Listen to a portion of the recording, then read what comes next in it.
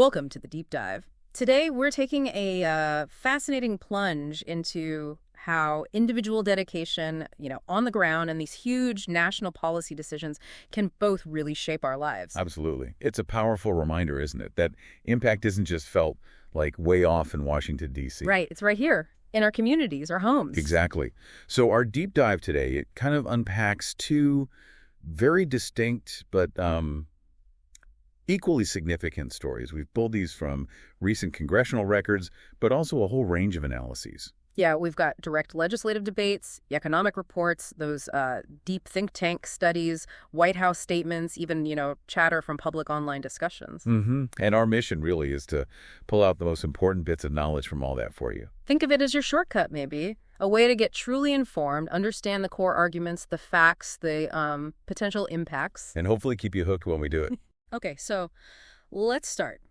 We begin with a deeply moving tribute from the congressional record. It honors a really impactful individual, Sergeant Billy O'Leary from Fernandina Beach, Florida. Yeah, the record calls him a giant of a man, someone who just poured himself into service, leadership, and community. It's quite something. It really is a powerful testament to, like you said, that ripple effect of one person's commitment.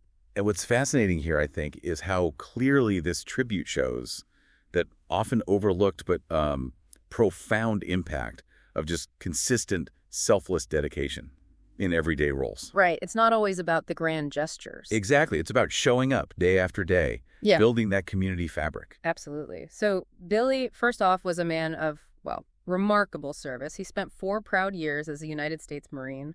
The record notes his discipline and courage. And his dedication didn't stop there, did it? He went right into law enforcement. Yeah, a remarkable 25-year career. He served first with the Fernandina Beach Police Department, then with the Nassau County Sheriff's Office. And as a sergeant, the sources say he led with integrity, mentored younger officers, really worked to strengthen public safety, making sure his community was safe. But his influence, it stretched way beyond the badge, didn't it? Oh, totally. Yeah. The sources really highlight his deep community involvement. He was a local sports hero, played football for the Fernandina Beach Pirates, and later Newberry College. That's right. But maybe what truly defined him, was his incredible dedication to youth sports. Yeah, pouring his heart into coaching Babe Ruth baseball, Pop Warner football, nurturing countless young athletes. He even became literally the voice of the Pirates at football games. A really beloved figure, it sounds like. And he was president of the quarterback club, too, the team's fundraising arm. You get a real sense of his personality there. The record mentions that people felt nobody wants to tell this guy no, especially when he'd say, and this is a direct quote apparently, "Help us out. It is for the kids." Really paints a picture, doesn't it, of his passion. It does. And his passing, described as tragic and sudden, it just left this undeniable void. Yeah, the speaker's words in the record are incredibly heartfelt, capturing that grief. Billy was a Marine, a protector, a coach, a voice, a leader. He was just a friend. He was my friend. It hurts. And then the speaker adds, "I think why it hurts so much is because the impact he made was so great." Powerful stuff. He's survived by his sister Robin, his kids Skylar, Caitlin, and Emery, 3 grandkids, and just scores of friends and co-workers. Sergeant Billy O'Leary's legacy, one built on honor and commitment, it really will endure. It's just such a strong testament to how one person can shape a community. Leaves a mark long after they're gone. A truly impactful life. So that deeply personal story, it beautifully illustrates that human impact of service at the local level. But what happens when policies are made on a much, much grander scale, affecting millions, the whole economy? Right, that's the pivot to President Trump's One Big Beautiful Bill, the OBBB, signed into law July 4th, 2025. And this one, it's generated huge debate. We've got plenty of sources to dig into here. Yeah, connecting this to the bigger picture, its supporters frame the OBBB as a, sweeping legislative triumph. From that conservative viewpoint, what are the main goals? Primarily, it's about unleashing prosperity, strengthening national defenses, and delivering on those key campaign promises that really resonate with their base. Okay, let's start with the tax stuff. That seems like a huge part of it. How big are these changes from the proponents' view? Oh, they see them as incredibly transformative. Representative Mann, the White House, they're calling it the largest tax cut for middle and working class families in decades. So a core piece is making the 2017 Trump tax cuts, the TCJA, making those permanent. Exactly. The argument is that this prevents what they call a massive tax increase for American families if those cuts had expired. So it's about putting more cash back into average workers' pockets. What sort of numbers are we looking at? That's the stated goal, yeah.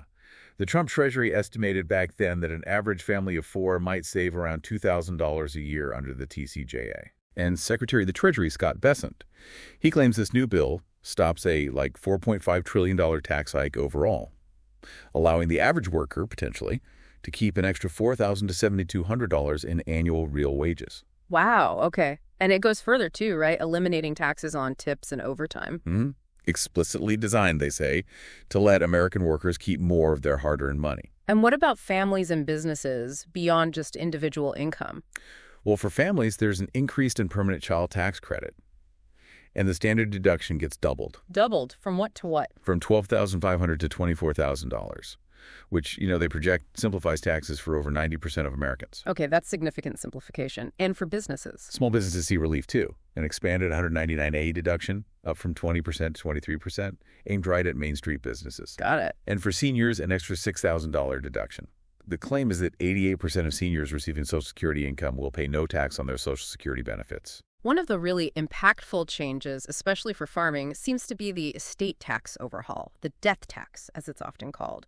Can you elaborate on that? Absolutely. This is seen as crucial for family legacies, particularly in agriculture. It dramatically lifts the exemption thresholds. How high? Up to $15 million for individuals, $30 million for joint filers. Wow. Yeah. The National Pork Producers Council, for instance, called it one of the most consequential pieces of legislation for American agriculture in years.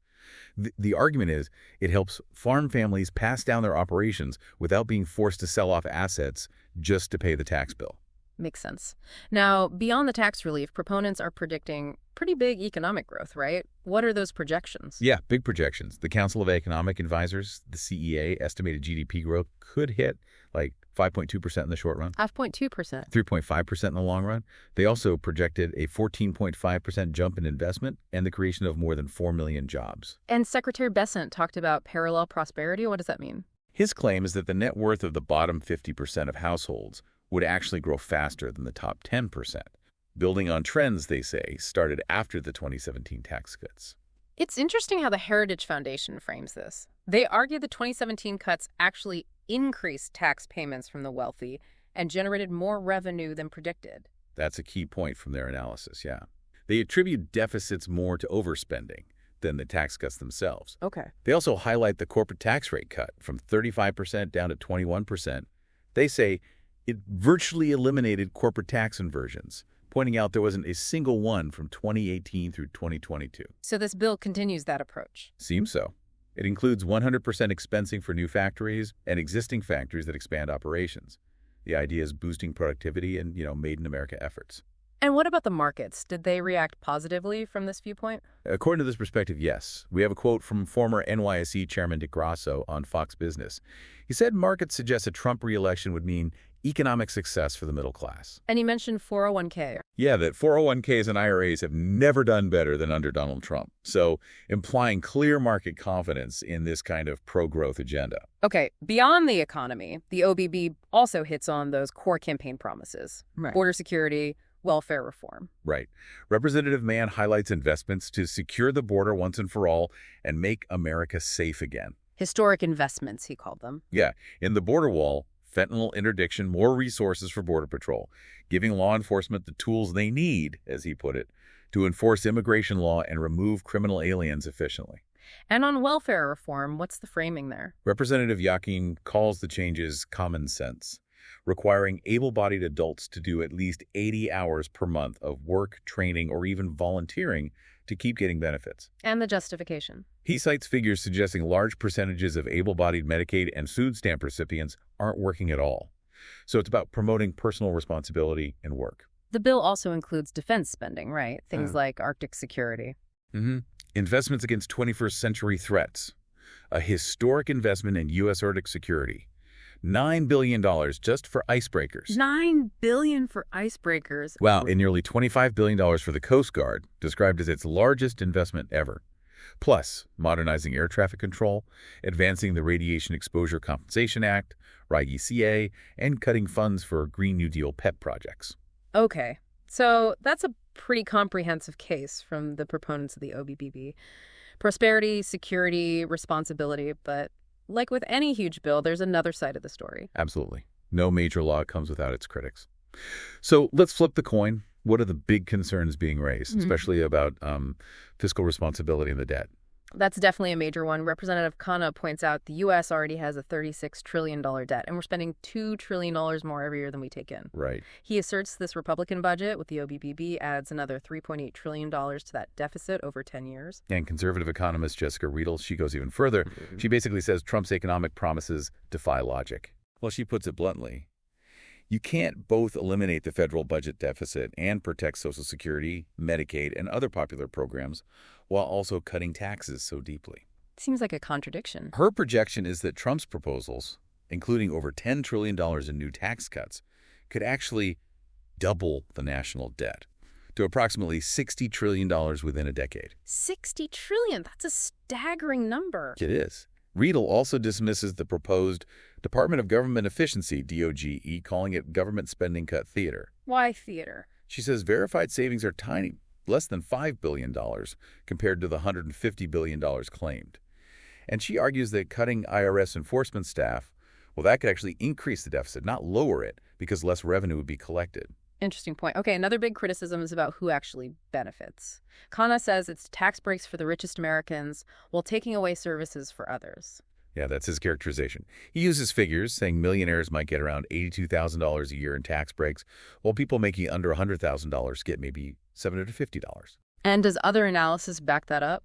Well, the Congressional Budget Office, the CBO, their analysis apparently suggests the top 10% in America are going to benefit enormously, while conversely, the bottom 10% are going to lose 4%. Lose 4%, okay. And David Ferris, writing in Newsweek, calls it warmed-over Reaganomics, with added anti-immigrant sentiment, asserting the benefits overwhelmingly go to the highest earners. The impact on the social safety net is another huge flashpoint, isn't it? Medicaid cuts. Yes.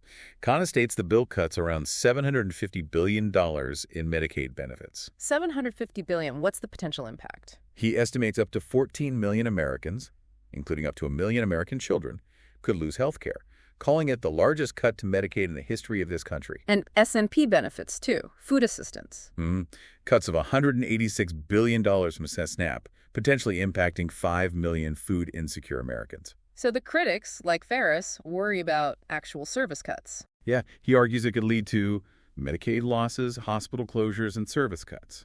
And in those online discussions, places like Reddit, people raise concerns that the work requirements might unfairly hit disabled people, caregivers, or folks in places with just no jobs available. Something else from those Reddit discussions was interesting, the temporary nature of a lot of these new tax breaks. Right. Things like no tax on tips, overtime, car loans, the senior exemption, child tax credit. Many are apparently set to expire after 2028 or 2029. Which some see as a deliberate tactic. Yeah, described by some as a political poison pill.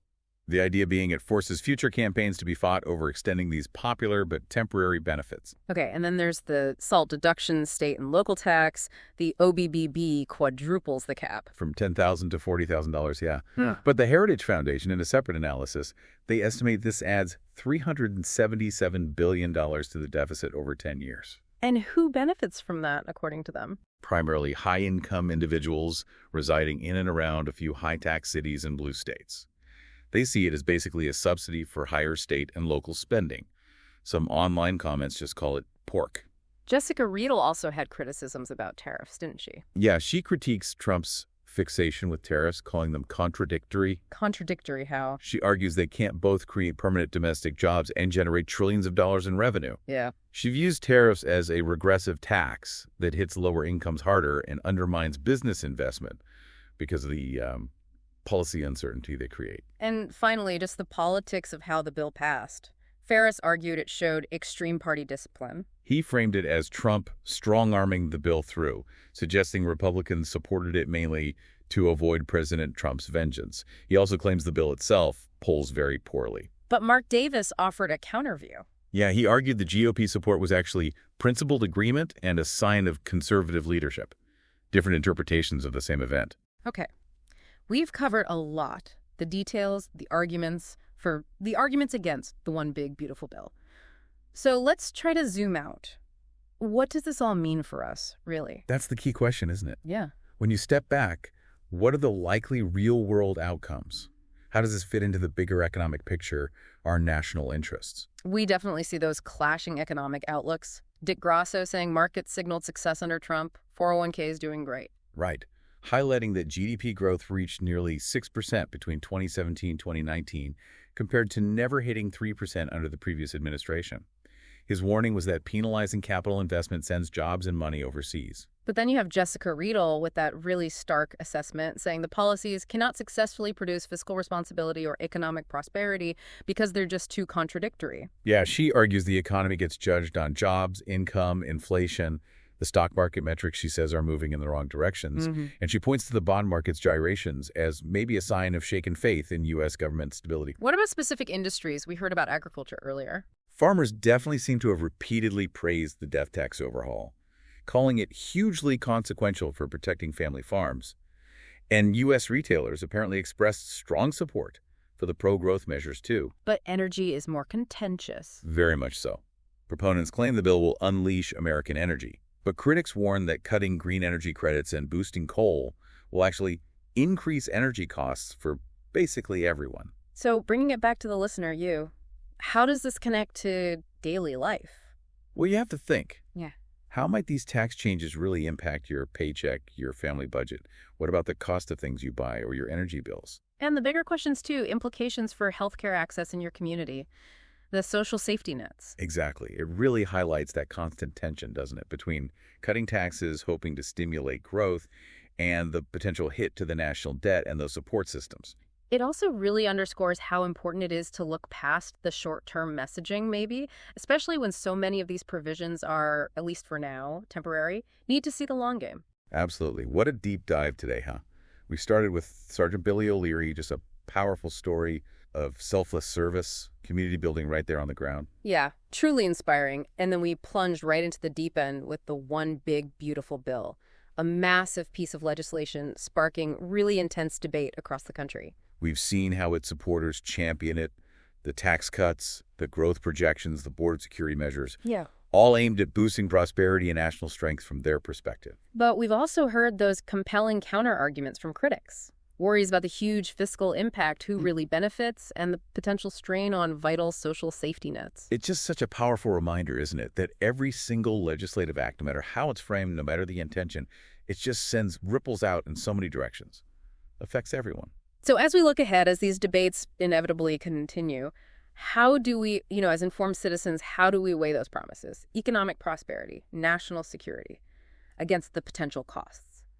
The debt, the social fabric. It's a tough balance. What really defines beauty in a bill like this? And who gets to decide? Who benefits most? Definitely questions worth pondering. As we all try to navigate this constantly shifting economic and social landscape,